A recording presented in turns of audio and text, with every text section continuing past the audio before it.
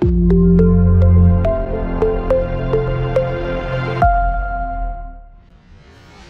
a humanidade percorreu nos últimos séculos e que nos ajuda a compreender a sociedade que nós estamos vivendo hoje. Nesses momentos difíceis que nós estamos passando, nós podemos olhar para o passado e buscar a origem que conduziu a nossa sociedade para a atual conjuntura política, econômica, social, enfim, que nós vivemos. Esse período, um período que remonta ao século XVIII, mas que teve a sua gênese de forma mais tímida em séculos anteriores, e nós podemos mencionar principalmente o século XVII, onde tivemos aí alguns pensadores que já começaram a nos dar uma ideia das transformações que viriam no século seguinte. Foi um contexto geográfico que esteve no seu início restrito à Europa, mas que posteriormente se espalhou pelo mundo ocidental, inclusive pelas Américas, né? Brasil, Estados Unidos da América também. E foi um período em que ele foi antecedido por uma visão religiosa que era moldado pela Igreja dominante, ou seja, pela Igreja Católica. E essa quase que pensamento único gerava, obviamente, reações contrárias, naturalmente, porque nós sabemos que era uma visão baseada na tradição e não havia, digamos assim, nenhuma possibilidade de uma segunda ou terceira via. Ninguém conseguia apresentar alternativas sem ser, digamos, perseguido até pela Igreja, né? Quando surgiu a Reforma Protestante e posteriormente o Renascimento, nós tivemos oportunidade de ver que algum movimento de contestação a esse pensamento já estava surgindo e teve o seu ápice, obviamente, aí na questão do iluminismo. O contexto em que tudo isso foi sendo desenvolvido, e é interessante notar que começou com as grandes navegações, onde foi intensificado o comércio internacional e, obviamente, o comércio local. As aglomerações urbanas, no caso as cidades, ressurgindo depois do período da Idade Média, e com eles, e com tudo isso, uma nova classe social, a burguesia. Essa polarização entre católicos e protestantes também foi, digamos assim, um contexto anterior a esse período que teve consequências mais à frente. De qualquer maneira, nós podemos ver que surgiu uma nova cosmovisão. A cosmovisão é a visão que as pessoas têm do mundo, né? Das origens, da sua interação com a religiosidade, com a política, enfim, com a sociedade de uma forma geral, né? E essa nova cosmovisão, ela rompe com o pensamento medieval, como eu falei anteriormente, dominado pela Igreja. E esse domínio era avassalador, porque não podia haver contestação. E nessa mudança, além do questionamento da cosmovisão religiosa, nós também tivemos um questionamento das propostas políticas, ideológicas, ou seja, o questionamento do absolutismo. Porque nós temos, nesse período, anterior a esse período, né, nessa fase de transição entre o mundo medieval e o mundo moderno, nós tivemos os reis, né, com poder absoluto, o que durante muito tempo foi importante no sentido de consolidar uma era de paz, né, de menos guerras, porque haviam reinos, fronteiras estabelecidas, reinos fortes, né, e também isso permitiu não só o regresso às cidades, como também o desenvolvimento do comércio e uma melhora na qualidade de vida das pessoas, né? Melhor que já vinha acontecendo no final da Idade Média, né? Com a Revolução Agrícola, com as novas tecnologias agrícolas, né? Tudo isso foi contribuindo de alguma forma e, enfim, ao longo dos séculos, para que esta mudança significativa no século XVIII pudesse ocorrer, e por isso ele foi considerado o século das luzes, né? Foi um período em que nós tivemos um questionamento da postura religiosa como dominante do pensamento daquela época, em que a tradição e muitas vezes até mesmo nós tínhamos verdades absolutas que não tinham nenhum fundamento científico. E o século XVII iniciou essa revolução do pensamento europeu. Por exemplo, o racionalismo foi uma corrente que propunha um novo paradigma para construir o conceito de realidade e de verdade, né?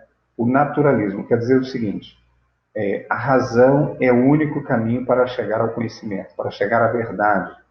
Foi a proposta do René Descartes, né? Por meio da chamada dúvida metódica. Foi um processo em que, digamos assim, iniciou ou se desenvolveu o pensamento científico, em que a natureza poderia conter as explicações para a realidade que nós vivíamos. E também contribuiu bastante o Galileu Galilei, que sempre foi relacionado ao Renascimento, mas que foram aí, digamos, os principais precursores do Iluminismo.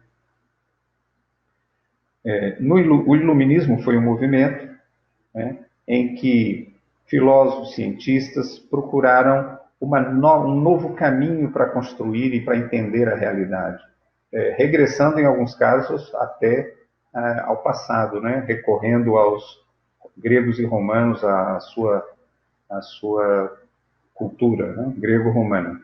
E muitos desses pressupostos que foram desenvolvidos por esses homens, por esses grandes pensadores, filósofos, cientistas, eles perduram até os nossos dias, né? E embasam a nossa ciência moderna. Também tivemos, na filosofia iluminista, um processo gradual que foi beber na fonte do Renascimento, né? Então, lembrando sempre que o Renascimento foi um regresso à cultura grego-romana. E nós sabemos que o Iluminismo apresentou diferentes correntes de pensamentos, e muitas delas até contraditórias entre elas, mas que ajudou a alavancar esse desenvolvimento e essa nova mentalidade que foi sendo construída na Europa, inicialmente na Europa. Foi, sem dúvida, um movimento elitista, porque num período em que a maioria das pessoas eram analfabetas, essas obras, grandes obras, né, grandes pensamentos que foram expressos através de livros, foram voltados para um público que era alfabetizado, que sabia ler, não é? E escrever.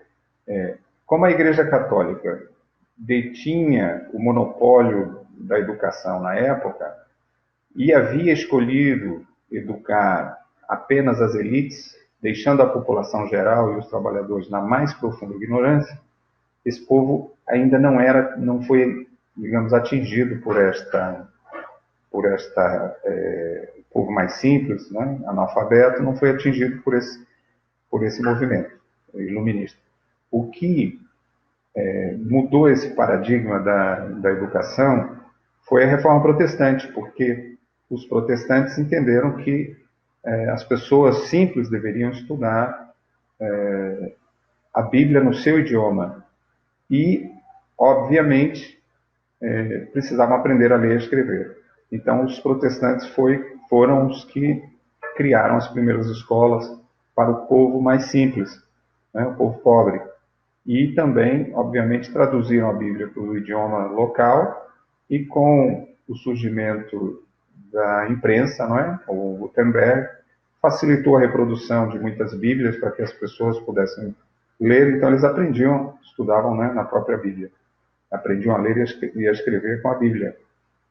E isto facilitou bastante, posteriormente, que mais pessoas começaram a compreender todo esse processo de mudança de mentalidades que estava ocorrendo na Europa.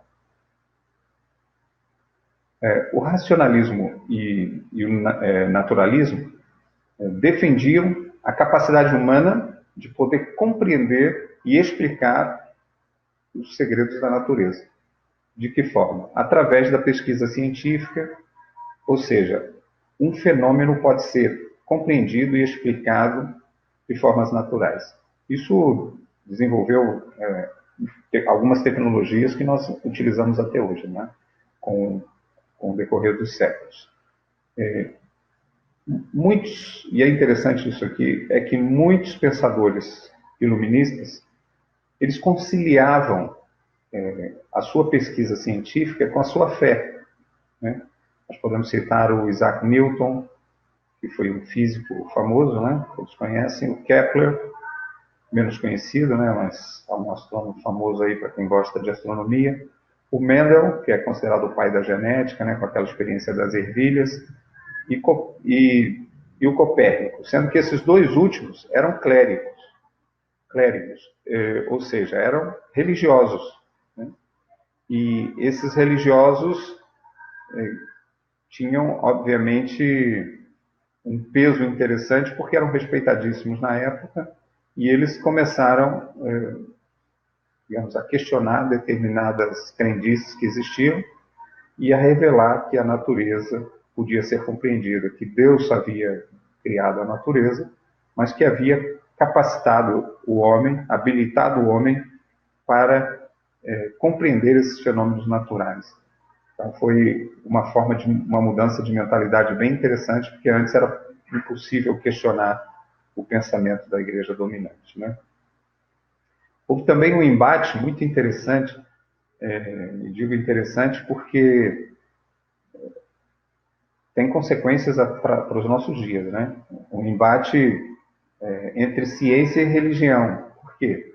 Porque como a religião ela baseava a sua cosmovisão apenas na tradição e ela começou a ser contestada por dados físicos, né? Por conclusões tanto teóricas quanto práticas do ponto de vista científico,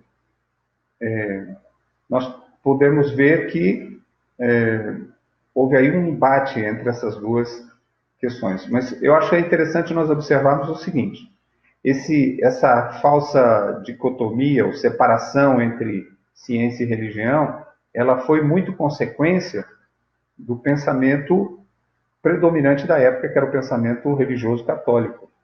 Não quer dizer que isso seja uma realidade incontestável. Os cientistas que contestaram a religião é porque, inclusive, eles eram perseguidos, né? No caso do Galileu, teve que se refugiar na França para fugir da perseguição na Itália, porque ele simplesmente disse que, contrariamente ao que a igreja afirmava, não era o Sol que girava em torno da Terra, mas era a Terra que girava em torno do Sol. Então, por contestar a religião na época, ele foi perseguido. E muitos outros foram perseguidos, alguns até perderam a vida, mas, de qualquer forma, esse embate ciência e religião se deu muito em função desse aspecto.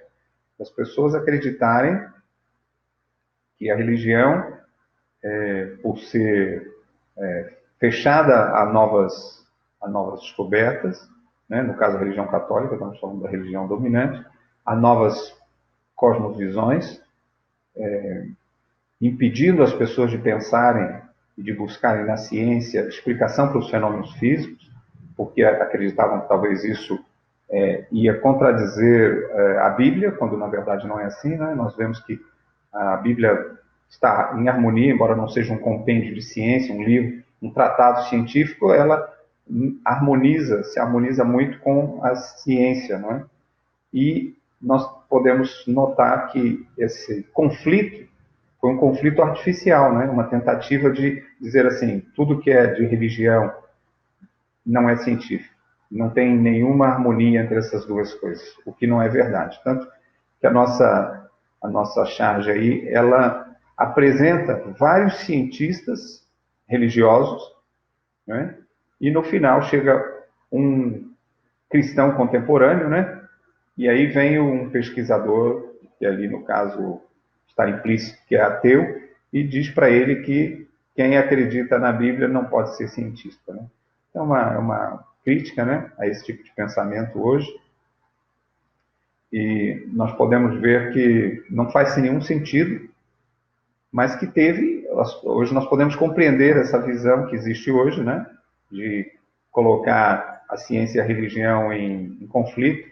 Ela já surgiu naquela época lá com o iluminismo de alguns pensadores que a maioria eram, na realidade, deístas. Eles eram, o deísmo, enfim, vocês podem pesquisar depois aí, é uma forma de ateísmo naquela época, né? O ateísmo moderno acabou derivando do deísmo.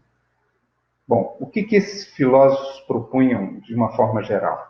Primeiro, eles eram anti-antigo regime, ou seja, formas de governo, economia e sociedade ultrapassadas, na opinião deles, que eles pretendiam superar. Que formas eram essas? O absolutismo, o mercantilismo, a divisão social que privilegiava o clero e a nobreza. Não sei se vocês se recordam, né? O clero estava no topo da pirâmide social, depois vinha a nobreza, né? O rei, desculpe, o clero, depois a nobreza, e finalmente, na base da pirâmide, o restante das pessoas, comerciantes, artesãos, camponeses, enfim. O restante das pessoas eram todos que sustentavam o topo da pirâmide, que viviam mais ou menos como hoje, né? Como vivem hoje muitos dos nossos líderes aí, políticos, do judiciário e do legislativo, enfim.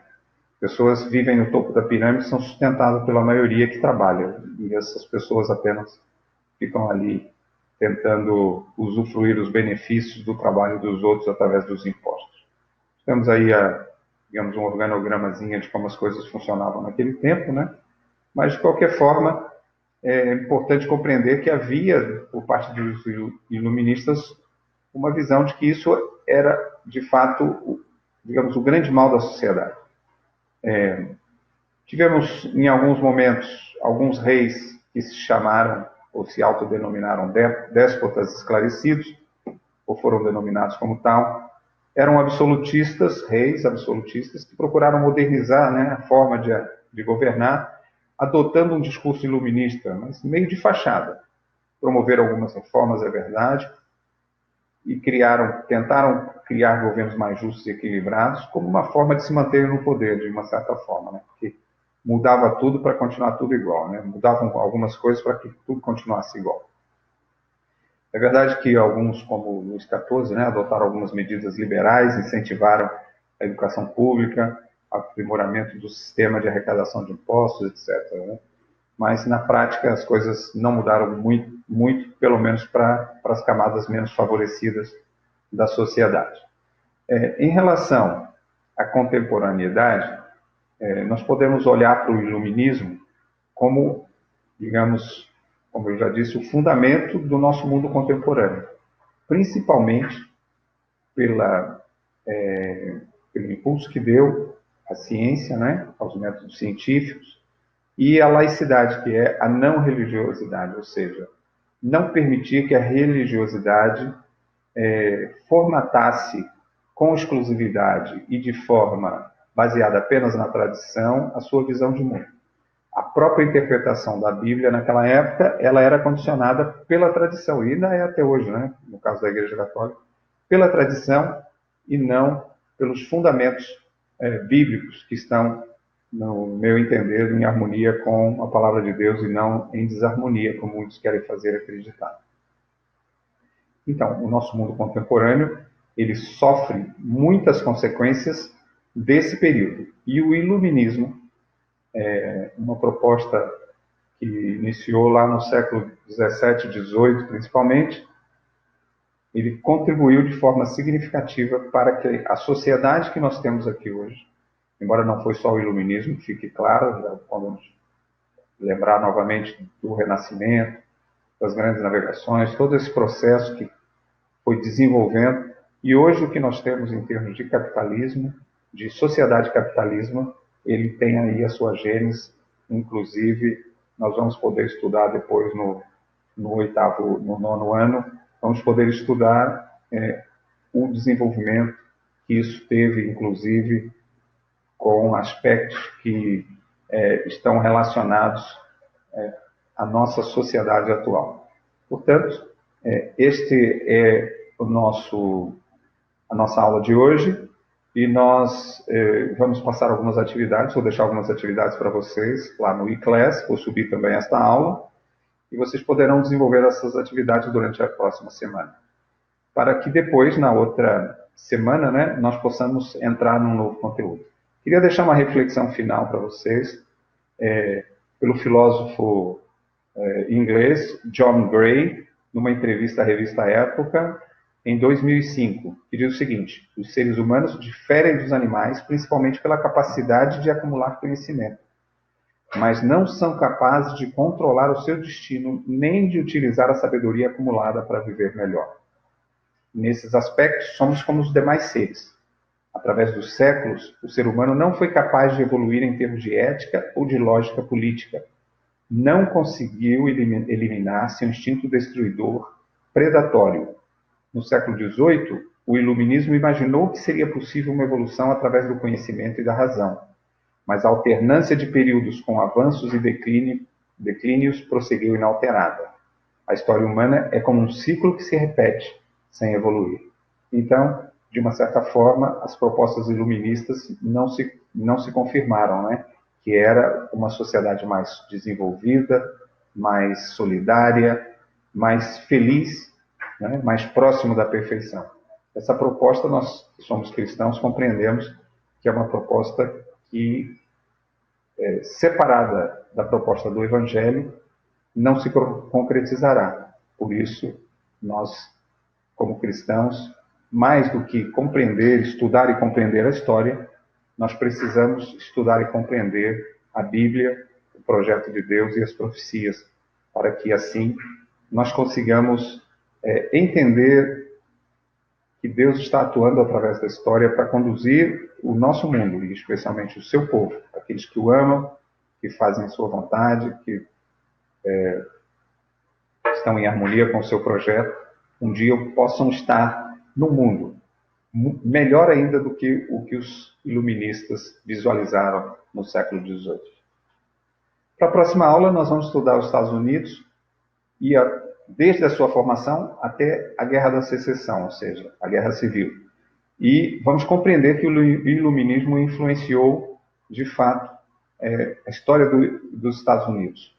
E um país que é muito importante dentro do contexto não apenas político-econômico da atualidade, mas também do contexto profético, para aqueles que gostam de estudar as profecias bíblicas. Então, nos vemos na próxima aula. Um grande abraço. Foi muito bom passar esse tempo aqui com vocês.